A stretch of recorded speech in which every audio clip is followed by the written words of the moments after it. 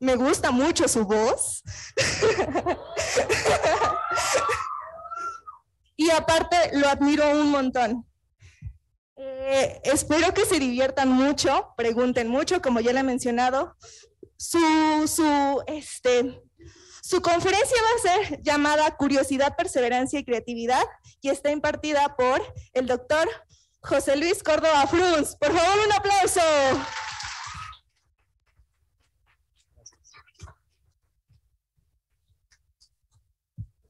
Bien, muchas gracias por la presentación y a ustedes por la asistencia.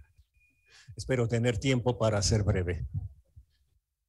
Estas palabras, curiosidad, perseverancia y creatividad, generalmente no se encuentran en los libros de texto. Abran ustedes algún libro de física o de química y aparecen fórmulas, aparecen ecuaciones, aparecen definiciones. Y no aparece lo que es fundamental, ya no solo para el conocimiento científico, sino para la vida misma. Cuando pensamos en creatividad, generalmente acudimos y vienen a la mente nuestras neuronas y hablan de Leonardo da Vinci, de Oscar Wilde, de Beethoven, etcétera, ¿no? Pero en realidad no son los genios los únicos creativos. Todos nosotros somos seres creativos.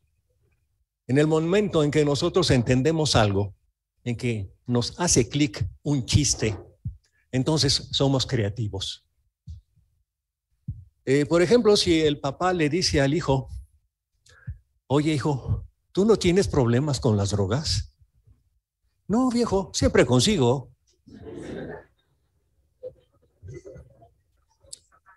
Todos somos creativos en el momento en que nos reímos. Y afortunadamente la risa es la única manera en que sabemos que el otro entendió el mensaje. Es una respuesta espontánea. Desafortunadamente cuando entendemos una fórmula o entendemos un problema no se nos permite reír, ¿no? Pero hay algo de relajación y de alivio cuando encontramos que hay regularidades y las podemos comunicar. El gran Confucio, hace ya algunos años, más de 2500, nos dijo esto. Claro, lo dijo en chino. Oigo y olvido, veo y recuerdo, hago y entiendo. Solo cuando hacemos algo realmente lo estamos entendiendo.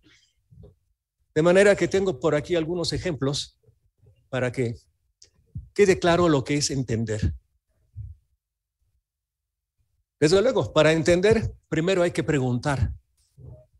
Si uno no hace una pregunta, cualquier respuesta es válida. Y noten ustedes que esto es también una falla, ya no solo de los libros de texto, sino de todo nuestro sistema educativo. Nos enseñan solo a responder, nunca a preguntar. Si ustedes me preguntan, bueno, ¿y cuál es la pregunta? ¿Cuál es el problema? Comenzarán a funcionar sus neuronas. Y este problema es como los que vamos a ver, los dos siguientes que veremos. Se trata de responder la pregunta, ¿qué comparten las 6 figuras que están a la izquierda que no lo tienen las 6 figuras de la derecha? ¿Sí? Vamos, hay algo que están compartiendo las figuras que tenemos por aquí, que sin embargo no lo tienen las figuras, esta y esta, comparten algo. Esta y esta comparten algo. ¿Qué es lo que comparten las de la izquierda que no lo comparten los de la derecha? ¿Quién levanta la mano? ¿Qué nos dices? A ver, un poco más fuerte.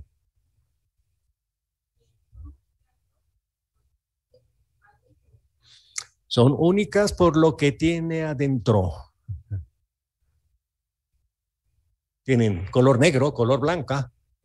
No están compartiendo estas dos. Eso. ¿Qué nos dices?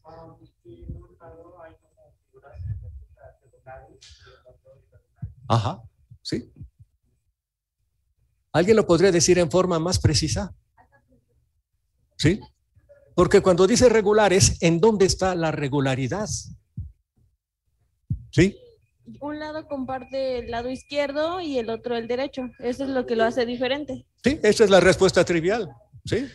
Y es la que dan, sí, pero esa no es la respuesta que espera el señor Moshe Bongard, que fue el que inventó estos problemas, ¿sí? Vamos, lo que nos dice la compañera es cierto y es lo que utiliza la burocracia continuamente. ¿Sí? Hay que hacer los trámites correspondientes en la ventanilla indicada, ¿sí? Pero ¿cuál es la ventanilla y cuáles son los trámites? ¿Sí? El caso es que la ciencia depende de un lenguaje preciso, ¿sí? La idea está, pero encontrar las palabras ya no es tan simple. ¿Quién tenía otra respuesta por ahí? ¿Sí que nos dices? ¿Qué es una figura definida? Figura definida, pero ¿definida en qué? En sus lados y en cómo se En los conocen. lados. Ah, ¿son iguales estos lados? Bueno, a lo que me refiero es que ya se conocen las figuras. Digamos, no sé, podemos ver que es un pentágono, que es un triángulo, es un elipse, un círculo. Sí. Y si no que me estas ya equivoco, tienen es un nombre y estas octágono. no. Pero está dependiendo entonces del sujeto. Está dependiendo del sujeto, ¿sí? Les doy una pista. Todos ustedes han visto las cucharas. Sí, tienen un lado cóncavo y uno convexo. ¿Ya?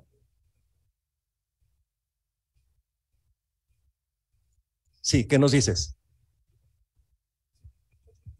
Que de un lado las figuras tienen, como dice, su lado cóncavo. O sea, si nos ponemos a ver, Sí. del lado de las figuras del triángulo, el pentágono y eso, Ajá. todas cierran bien, o sea, hacen una vuelta bien.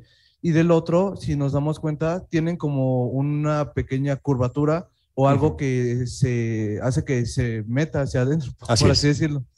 Ajá, sí. Ahí está justamente. Vean ustedes que la palabra cóncavo, convexo, son conceptos muy precisos. Él nos está diciendo, todos estos tienen una curvatura. Está hacia afuera del objeto, pero no ocurre hacia aquí. Hay una parte en que la curvatura es hacia adentro, ¿sí? Del objeto. ¿Estamos? Es la misma pregunta y sin duda es la misma respuesta. Las de la izquierda están a la izquierda y las de la derecha están a la derecha, ¿no? Sí. Es tan explicativa esa respuesta como decir que los ricos son ricos porque tienen dinero. Ajá. Entonces aquí la misma pregunta, no va a ser la misma respuesta, pero es la misma pregunta. Sí, a ver, allá atrás, por favor. Allá atrás, sí, para que no repitan. Las de la izquierda tienen 3 vértices y las de la derecha tienen 4 vértices todos. Así es. Noten ustedes, en el siguiente, que a medida que uno va haciendo ejercicios, va adquiriendo práctica. Y en estos ejercicios estamos recibiendo, como en todos los problemas, información, pero no toda la información es relevante. Aquí ustedes tienen que decidir qué información es relevante para hallar la respuesta. ¿Qué comparten las 6 figuras que están a la izquierda que no lo tienen las de la derecha? A ver, por ahí. Sí. Que las de la izquierda, si las unimos, podrían formar triángulos y las de la derecha no. Pero depende del orden en que estés poniendo los segmentos. ¿Sí? Si haces una unión de aquí para acá y luego otra para allá, ya falló el triángulo. Sí se puede, ¿sí? Es una posibilidad. Pero, ¿qué nos dice la compañera? Las de la izquierda, las de la izquierda tienen 3 puntos que van rectos y las de la derecha no, todos están como separados. ¿Ya ves? Ahí ya no está la posibilidad, ya está el hecho, ¿sí? Hay 3 puntos que son colineales, ¿sí? ¿La que sigue? Sigue siendo la misma pregunta. Y noten que todos de niños fuimos terriblemente preguntones. Continuamente preguntábamos ¿por qué? ¿Y por qué? ¿Y por qué? La curiosidad, que es clave para el conocimiento, desafortunadamente desaparece. No me pregunten por qué. Eso habría que platicarlo al calor de las frías. Bien, ¿quién tiene alguna respuesta para este problema de Bongard? A ver, para allá. ¿Sí?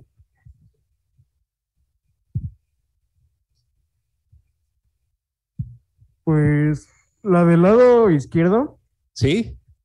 el punto que está sobre la curvatura se encuentra del mismo lado izquierdo, Ajá. mientras que la del lado derecho, el punto se encuentra del lado derecho de la curvatura. Creo que están las ideas, pero faltan las palabras, porque mira, aquí el punto está a la derecha. ¿Sí? Entonces habrá que buscar otras palabras más adecuadas, aunque ya tenemos la idea. ¿Sí? Falta las palabras precisas. ¿Qué nos dices? Creo que de un lado el círculo está a los lados y solo hay uno que está arriba. Y en los demás están como hacia abajo y solo uno. Ojo, dijiste, está como hacia abajo. Las respuestas deben ser precisas. ¿Sí? Ajá. Sin duda ya lo captaron, pero faltan las palabras. Y deben ser las palabras precisas, ¿sí? Y las palabras breves. En mis cursos insisto en que hay un principio fundamental en la ciencia que vale también para los chistes, y lo llamo el principio del bikini. Esto es cubrir lo esencial con el menor material posible. ¿Sí? Salta a la vista la ventaja de este principio del bikini, ¿sí? Sí, para las mujeres pueden pensar en el principio de la tanga, ¿no? Sí, pero es la misma idea. Decirlo más con lo menos, sí. ¿Quién tiene alguna sugerencia? Yo digo que todas son iguales y diferentes a la vez. ¿Y en qué está la igualdad y en qué está la diferencia? En que a simple vista sí, yo con mi miopía y mi astigmatismo los veo igual y de algunas del otro lado las veo iguales pero en diferente posición. Sí, la clave está en la posición. Pero ¿cómo podríamos captar qué comparten estas que no comparten estas otras? ¿Sí? A ver, por ahí atrás. Que las figuras están invertidas, es como si les pusieras un espejo, entonces, o sea, es la misma figura, pero no va a tener la misma forma. Nota que cuando dices figura, esta ya no es igual a esta, ¿eh? Esta tampoco es igual a esta, ¿sí? Entonces hay que matizar, poner los detalles. ¿En qué carambas están los detalles? No es la forma de esta figura. Encontramos que sí es relevante el hueco. En todas estas figuras hay hueco, igual que en todas estas hay hueco y en todas hay un puntito. ¿Estamos? Ya todos descubrieron, el punto y el hueco son clave. Pero ¿cómo decirlo? ¿Sí? Depende de hacia qué lado esté viendo la figura, es hacia dónde está la bolita. Sí, pero hace un momento dijeron que el lado izquierdo o derecho y ya vimos que no bastaba decir izquierda o derecha.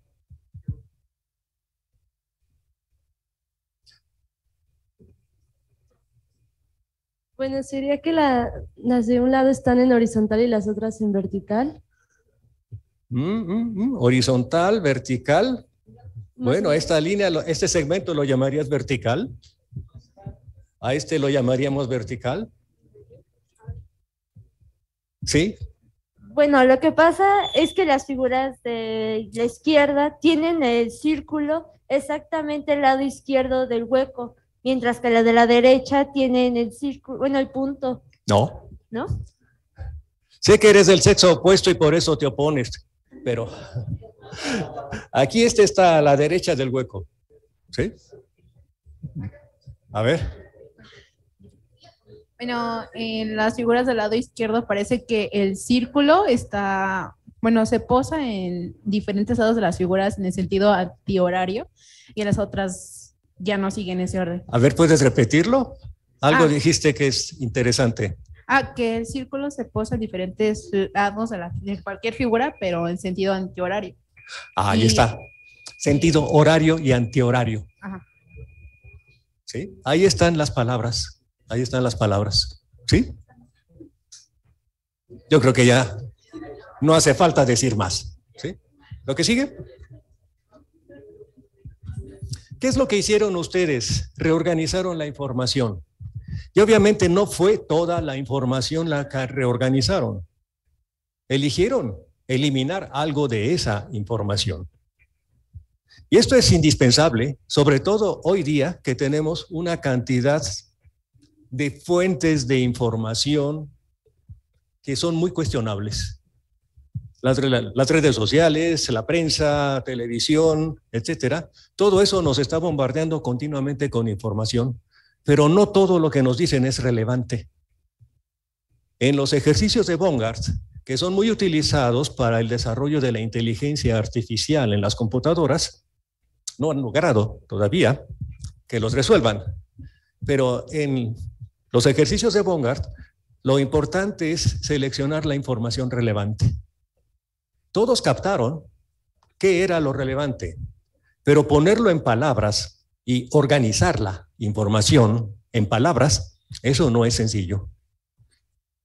Afortunadamente para todos nosotros, nacimos 400 años después de que se inventó el álgebra. El álgebra es un nuevo lenguaje que permite organizar la información de una manera extraordinaria, al punto de que las ecuaciones que ustedes escriban las puede entender lo mismo un chino que un ruso o un alemán. Y eso es lo que ha llevado al despliegue tecnológico, al bienestar que hoy día estamos disfrutando. Hace 400 años era imposible que existiera la luz eléctrica, que existieran las vacunas, que existieran los dentistas, las anestesias, el agua potable, los micrófonos, etcétera, ¿no? Pero la humanidad está también como un niño con juguete nuevo. Está engolosinado jugando con la tecnología. Y lo peor es que mucha de esa tecnología ahora ha rebasado la capacidad de predecir qué ocurrirá. Y a la generación de ustedes ya les está tocando el cambio climático, la falta de fuentes de energía, la contaminación de plásticos, etcétera, ¿no? Tendremos que reorganizar la información y tendremos que reorganizar también mucho de nuestra vida. ¿Cuánto de nuestros hábitos son de despilfarro? Sobre todo de despilfarro de tiempo. ¿Cuánto de nuestro tiempo no se nos está yendo en un falso entretenimiento y no en reorganizar la información? ¿Sí? Aquí también tenemos información, pero si no hay preguntas, las respuestas carecen de sentido. Todos suenan ustedes unas líneas, un paisaje, ¿sí? Pero en el momento en que se hace la pregunta específica, y esta es, ¿dónde están los 6 leones? Entonces ya comenzarán a organizar la información. ¿Sí?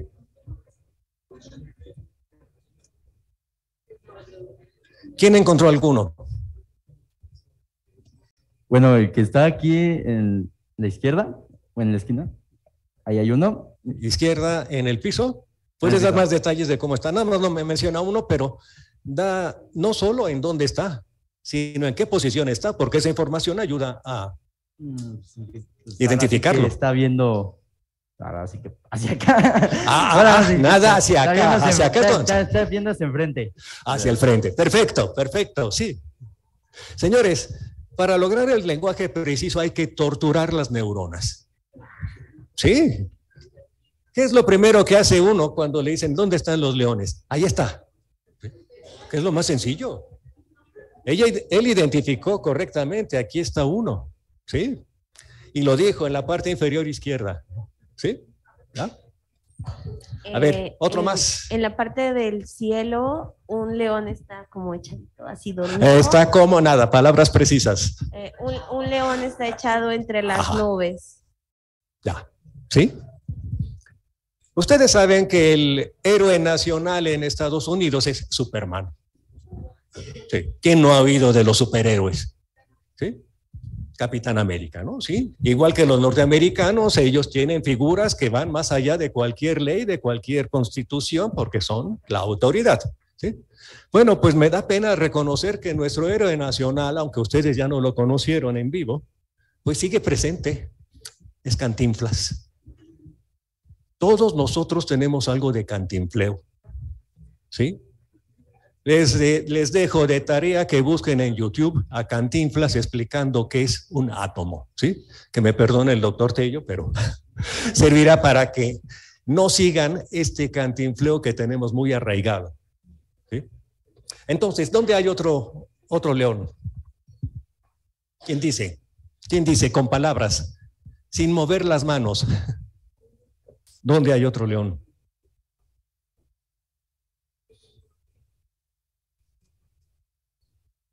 Hay al menos 6, ¿eh? ¿Sí? Profe, ¿Qué nos dices? Del lado derecho, en las ramas del árbol, abajo, está como el pelaje de un león. El pelaje de un león puede ser más preciso porque el de la cola también tiene pelos en la cola. De su cabeza. La cabeza, ¿sí? Ese pelaje tiene un nombre particular. Melena, ¿sí? Aquí está, ¿sí?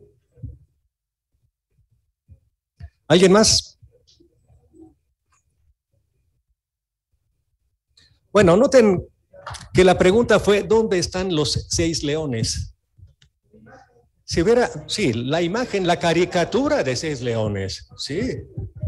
Si hubieran sido realmente 6 leones, todos salimos corriendo, ¿no? Estoy utilizando el lenguaje jugando con las metáforas.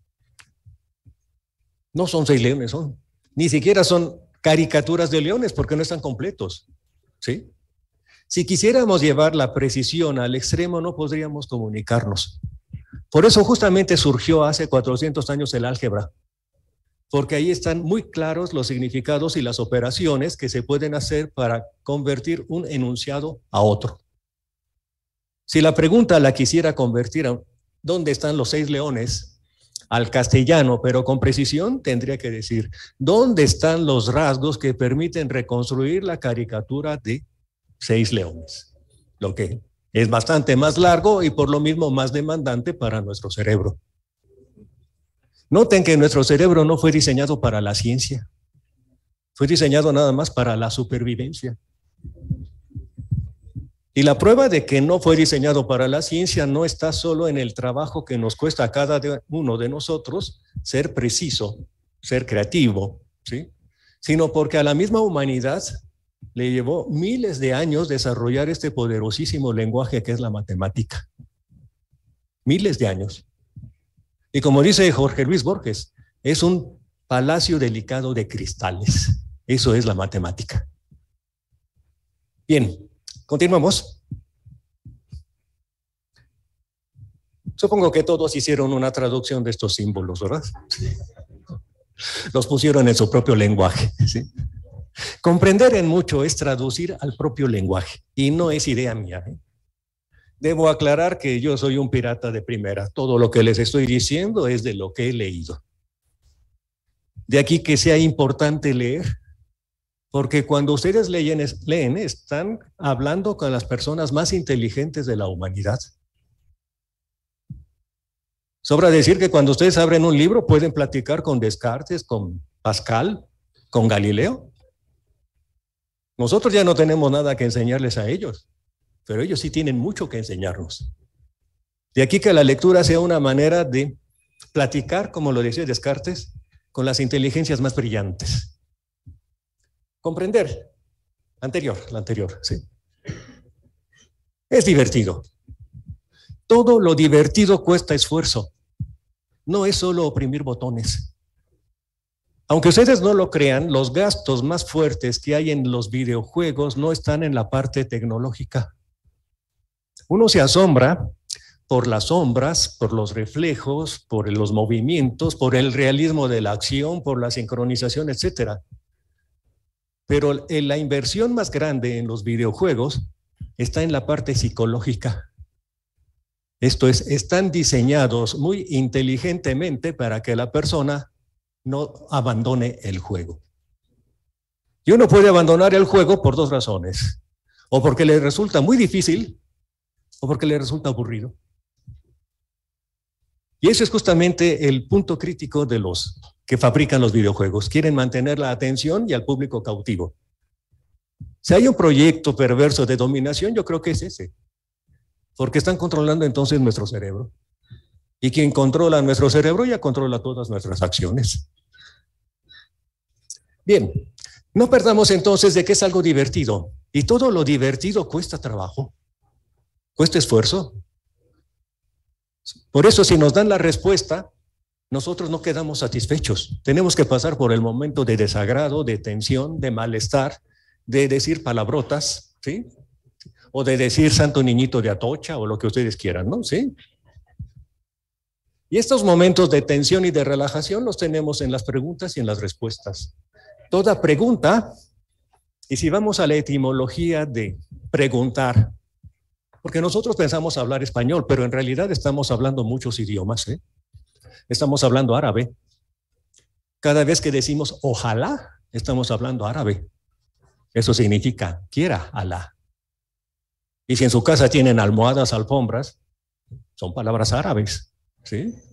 Almanaque, arroz, chaleco, todas estas son palabras árabes. Es cierto que hoy día la cultura árabe es menospreciada, pero es también porque así convienen a intereses que quieren controlar nuestro cerebro, ¿sí? Regreso entonces a esto.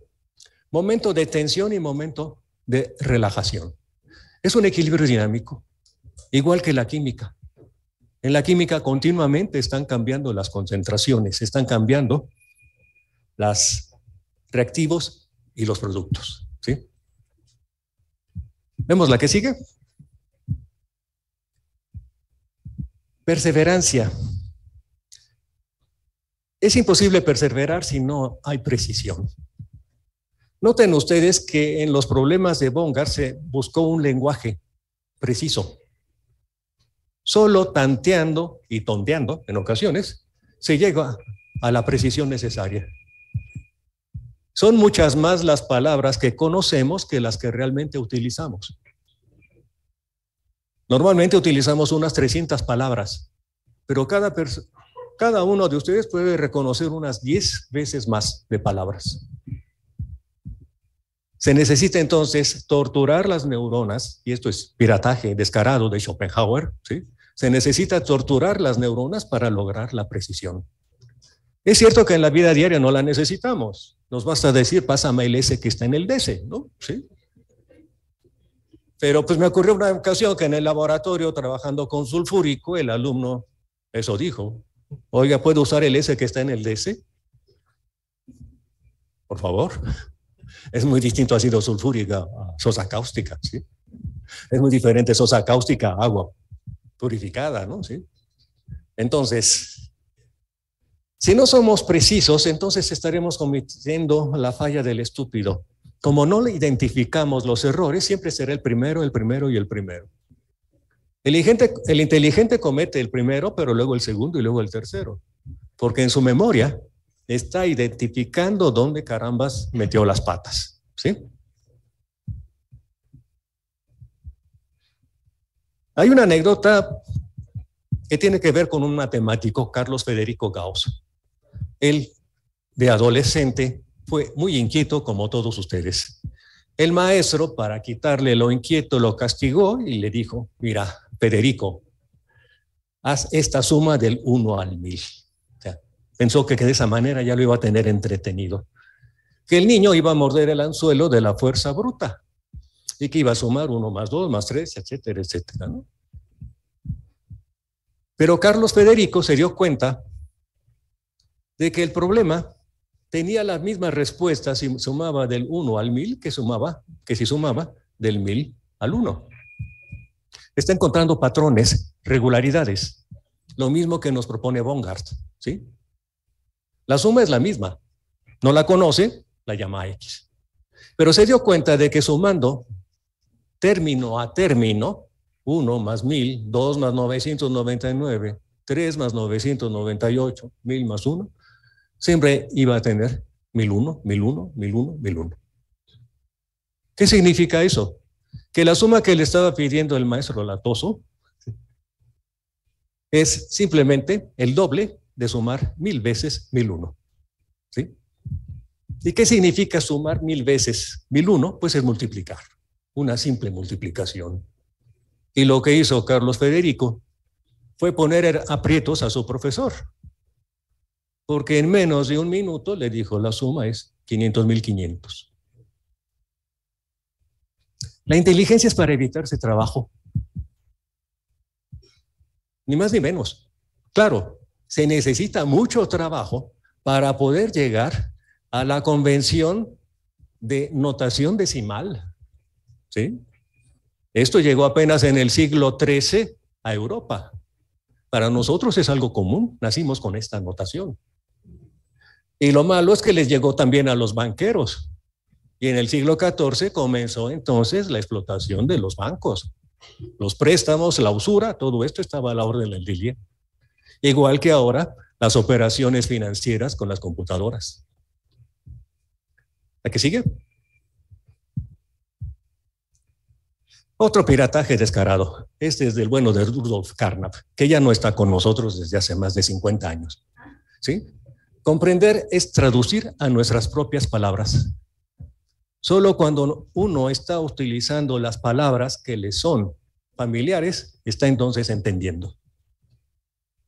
Richard Feynman, un premio Nobel muy simpático, quizás hasta el extremo de ser un bufón, él tenía la estrategia de la abuelita. Esto es, tú entiendes algo cuando se lo puedes explicar a tu abuelita. Supongo que la abuelita de ustedes no tiene doctorado de Harvard o de la Metropolitana, ¿no? Ahí está el mérito, en poder utilizar semejanzas, analogías y metáforas. ¿Ya? Poner lo que uno está entendiendo en las propias palabras es un verdadero reto. Un verdadero reto, ¿sí? Vemos la que sigue. Y todos los profesores y los alumnos enfrentamos continuamente retos, problemas. Noten ustedes que generalmente los problemas los calificamos como algo molesto, ¿cierto? Pero también son algo divertido en el momento en que los resolvemos. Si no hubiera problemas, la vida sería de lo más aburrido. Si ya se supiera la solución de todo lo que va a ocurrir, sería aburridísimo. Y además no habría negocios como el Mundial de Fútbol, si ya se supiera quién va a ser el ganador, ¿sí? Para nadie fue sorpresa lo que le iba a pasar a la selección mexicana, pero pues no faltaron quienes quisieran que fuera otro el resultado, ¿no? Y bueno, esto que le pasó a la selección también le pasó a este matemático de primera línea, Kakutani, japonés, como podrán suponer, ¿sí? Shizuo Kakutani. Él en alguna conferencia hizo una demostración y al llegar del paso A al paso B, les dijo a los alumnos, esto es trivial. Como saben, esto de decir que es trivial quiere decir es muy simple, es obvio, es elemental, no voy a perder mi tiempo demostrándolo, ¿no? Pues no faltó el alumno preguntón, como espero que ustedes lo sean, que le dijo al doctor Kakutani, oiga, ¿de veras es trivial? Y se quedó pensando el bueno de Shizuo, se hizo bolas, quedó confundido, quedó enojado consigo mismo, y tuvo que reconocer, no es trivial, no es trivial. La anécdota no termina ahí. Kakutani recordaba que él había escrito 40 años antes un artículo sobre ese tema. Dijo, pues voy a buscar este artículo que yo publiqué para ver cómo es el paso A al paso B. ¿Y qué creen? Diosito lo castigó. Porque sí encontró ese artículo. Pero en ese artículo decía del paso A al paso B es trivial. Se quedó con la duda. ¿Cómo había resuelto el problema hace 40 años? Ya no recordaba. Porque no hay aprendizaje sin memoria. Es cierto que es muy distinto el aprendizaje memorístico, pero la memoria es una cualidad que permite reestructurar, reorganizar, para que a partir de unos elementos ustedes puedan reelaborar la información original. Con la información que tienen ustedes de los problemas de Bongard, pueden crear sus propios problemas de Bongard. Aunque no sean exactamente los mismos problemas, van a tener la misma solución. Van a implicar las mismas habilidades intelectuales. La curiosidad, la perseverancia y la creatividad, ¿sí?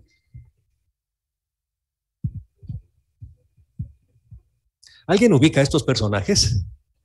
¿Sí? ¿Quiénes son? Mafalda y el otro es Felipito. Muy bien, esto es el ABC de la cultura latinoamericana, ¿eh?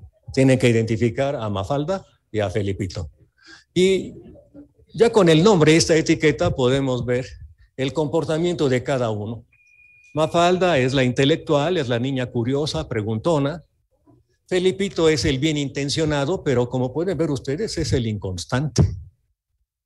No dejes para mañana lo que puedas hacer hoy, y pues desde mañana empiezo, ¿sí? ¿De qué se trata entonces? ¿A qué sigue? Son dos grandes personajes de la historia y son gente que tiene todavía mucho que enseñarnos. Quizás ustedes no sepan de Nelson Mandela. Él estuvo 27 años en prisión por promover la igualdad racial en Sudáfrica. Estaba en contra de los HDPs que insistían que el hombre blanco es superior y que los negros pues son seres inferiores a los que hay que proteger, ¿sí? Son incapaces de pensar, etcétera, ¿no? Algo semejante le ocurrió a Galileo. Los dos se enfrentaron a la autoridad, uno a la autoridad civil y otro a la autoridad eclesiástica. Galileo, por 1612, fue condenado por la Inquisición y fue condenado también a arresto. Tuvo la buena suerte Galileo de que tenía conectes, incluso con el Papa, de manera que el arresto fue domiciliario. Pero los últimos 10 años de su existencia, Galileo estuvo enclaustrado en su casa, igual que Mandela, 27 años en la cárcel. ¿Por qué? Por oponerse a la autoridad. La ciencia es una lucha continua contra la autoridad. Continua. Por eso no hay modelos definitivos y por eso no se puede enseñar, y es un pecado mortal enseñar ciencia como si fuera catecismo. No son verdades absolutas, son verdades experimentales, y como continuamente hay nuevos instrumentos, hoy día tenemos cromatógrafos que pueden captar concentraciones de una parte por billón, y digo billón en el sentido castellano, 1 millón de millones. Vamos, fácilmente podrían identificar a una persona de toda la población del planeta, ¿sí? Va como analogía. Entonces, tomemos nota de lo que decía Nelson Mandela: nunca pierdo, o gano o aprendo. Entonces, una recomendación: en todas sus clases no teman hacer preguntas, no teman decir no entiendo, no teman decir maestro, ¿puede repetirlo? Maestro, ¿puede poner un ejemplo? De entrada el maestro los va a tomar en cuenta. Ah, pues este es un alumno interesado, y es una manera elegante de hacerle la barba al maestro, ¿sí? Pero también es una manera inteligente de enfrentarse a los retos y a los problemas, y es aprovechar la experiencia de otros, ¿sí? Insisto, y no es una idea mía, insisto, todo lo que estoy diciendo es pirataje, está en textos de personas mucho más reflexivas que yo, que se han dado cuenta de que es una lucha continua contra el argumento de autoridad. Entonces, no acepten ustedes nunca una explicación porque lo dice el maestro o porque lo dice el libro. Acepten las explicaciones porque ustedes lo han comprendido, así como aceptan las explicaciones de los patrones de Bongard. Ustedes lo entendieron y entonces lograron la satisfacción y la relajación que produce la comprensión.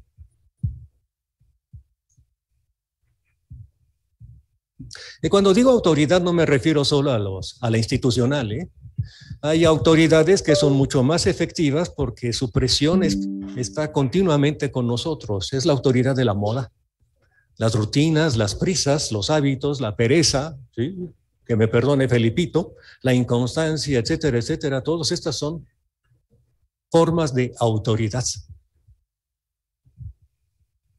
Y bien, muchas gracias por su atención.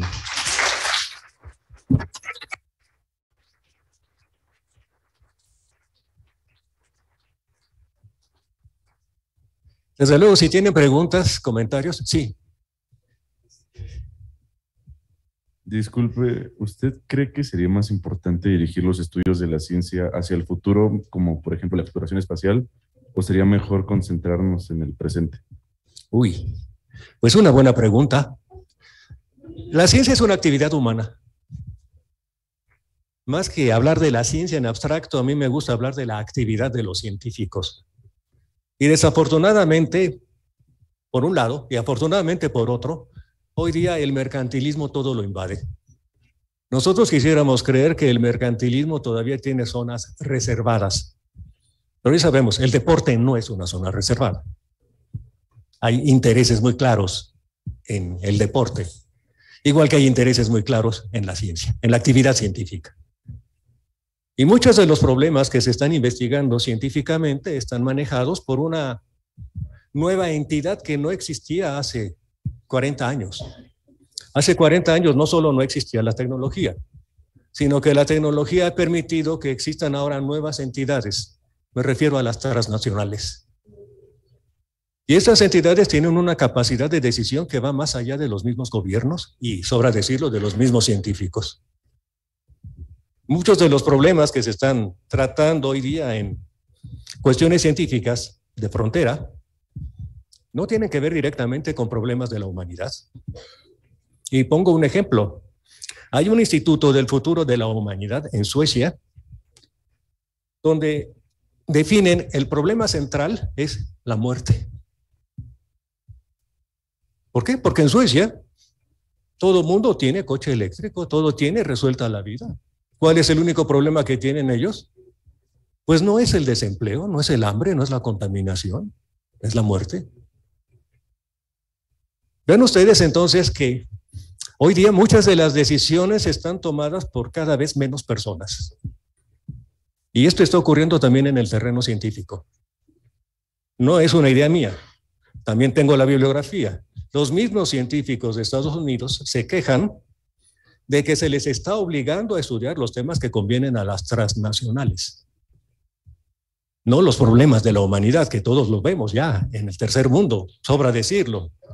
En Suecia no tienen idea de lo que es el metro Pantitlán.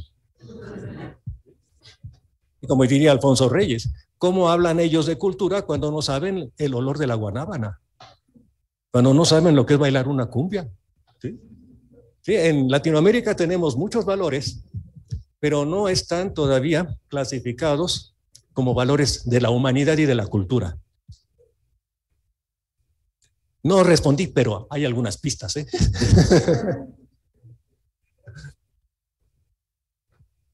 En cuanto a eso, usted habla de una autoridad puesta aún en los científicos. Sí. ¿Podemos hablar de esa autoridad aún en lo que son los números? Porque, digamos, yo puedo decir que esa es una mesa, pero es porque la autoridad lo ha puesto como una unidad. Entonces, ¿puede llevarse a cabo así? Sí. Sí, la pregunta tiene mucha cola porque es la misma que se hace en los matemáticos. Las verdades, hay autoridad en la verdad, ¿sí? No queda más que aceptarla. Si es verdadero hay que aceptarlo, entonces ya hay autoridad. Pero la autoridad tiene vías que pueden ser las de la argumentación, como ocurre en los modelos científicos y en las verdades matemáticas. No son impuestas por violencia, ni por tradición, ni por herencia de la sangre, ni por el capital. El método científico da grandes esperanzas en una nueva reorganización de la humanidad. Porque no se resuelven los problemas ni con corruptelas, ni con amenazas, ni con sobornos, ni con armas. Los modelos científicos se han logrado gracias a la argumentación y al debate entre iguales. Esto es el pensamiento crítico.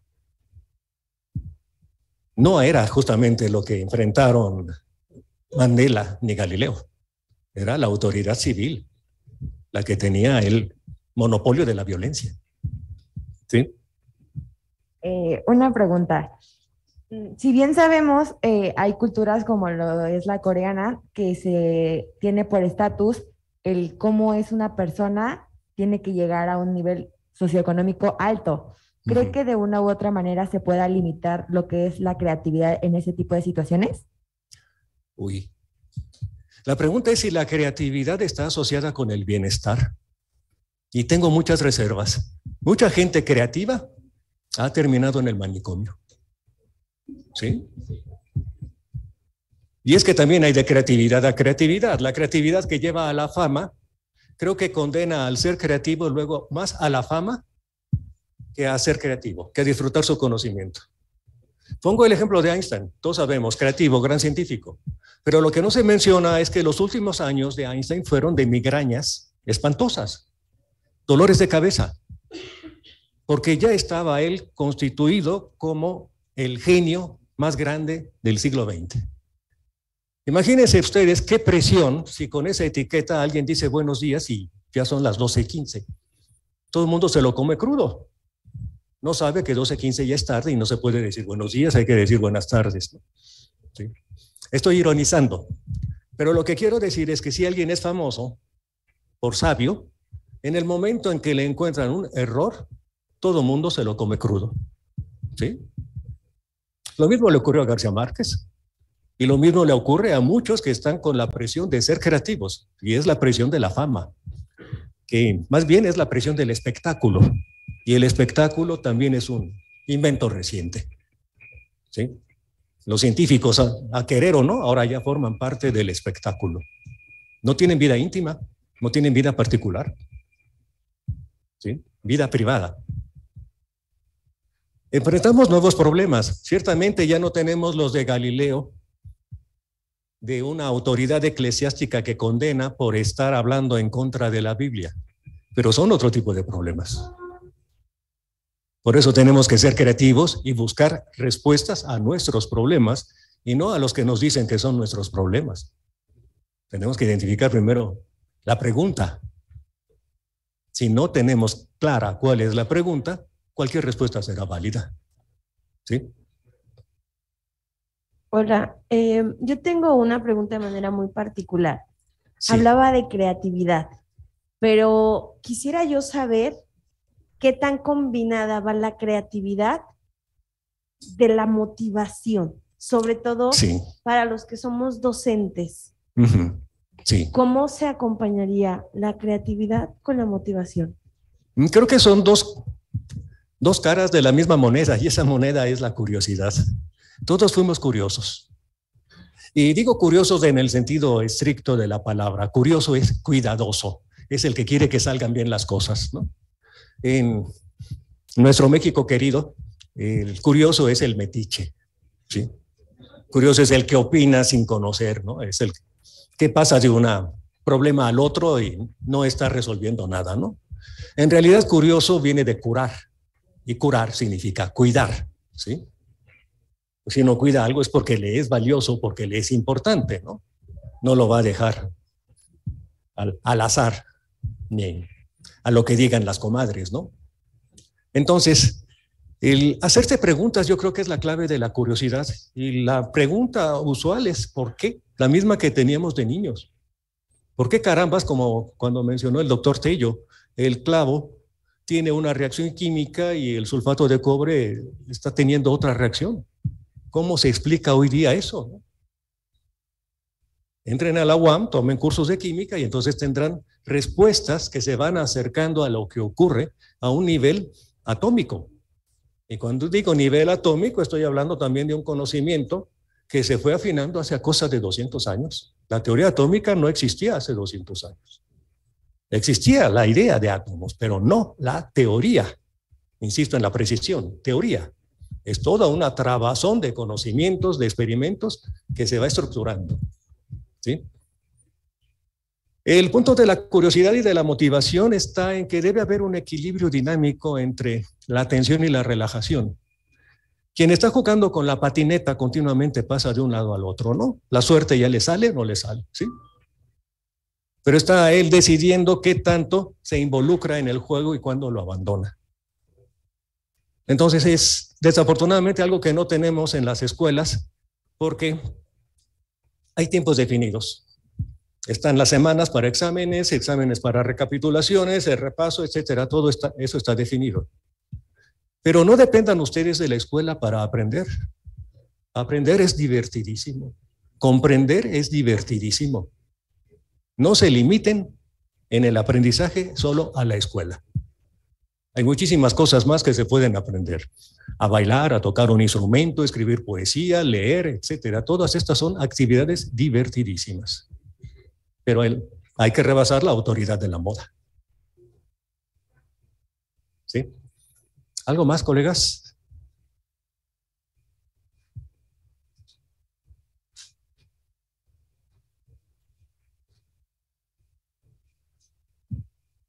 ¿Cuál es el modelo socrático para aprender? No entendí Clara. ¿El modelo? La mayéutica. ¿La hermenéutica? La mayéutica. Ah, caramba. Espero que te hayan dicho qué preguntar. Sí. Bueno, la palabra mayéutica significa dar a luz. La propuso Sócrates porque él era apodado el tábano. El tábano es un abejorro muy molesto, ¿sí? Y él continuamente les estaba preguntando a los conciudadanos. Y preguntar es molesto. De hecho, la etimología preguntar viene de percunctare. Todos hablamos latín sin darnos cuenta. Preguntar es de origen latino. Y preguntar es aguijonear. ¿Sí? Por eso sabemos, a quien le preguntas, lo estás aguijoneando, lo estás incomodando. Y él estaba incomodando a los conciudadanos. Por ejemplo, si uno iba a pedir justicia, Sócrates decía, entonces tú sabes qué es la justicia, porque vas a pedir justicia. Y lo obligaba a reflexionar. Lo obligaba a hacerse preguntas acerca de lo que es la justicia. Igual ustedes pueden emplear la mayéutica, el dar a luz, sobra decirlo, dar a luz, parir, es algo que se logra con mucho esfuerzo. ¿Sí? Lo anterior se logra muy fácilmente, pero sí. Dar a luz es algo doloroso, produce molestias, pero en el momento en que se tiene al bebé se olvidan todas esas molestias. Igual que cuando se tiene la respuesta uno olvida todas esas molestias. ¿Ya? Y la mayéutica va justamente a eso. Él decía que era Sócrates, que era una comadrona. Él solamente ayudaba a que el otro pariera el conocimiento, diera a luz el conocimiento. ¿Sí? ¿Sí? Bueno.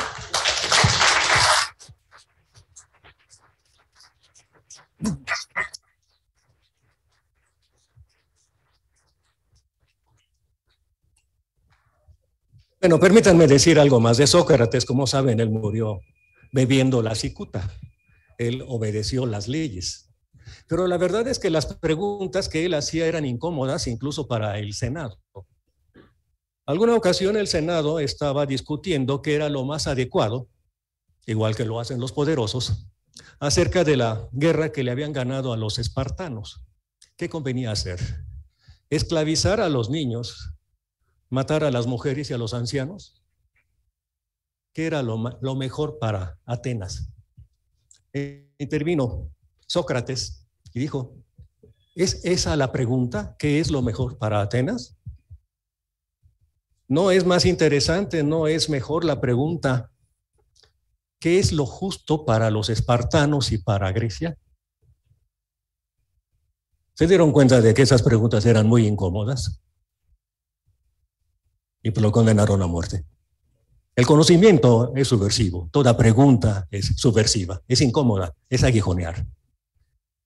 No dejen de hacerse preguntas, jóvenes, porque de otra manera el confort que está hoy día como valor primero en la cultura occidental va a provocarnos obesidad neuronal. ¿Algo más, colegas? Bueno, pues a divertirse y a divertirse aprendiendo.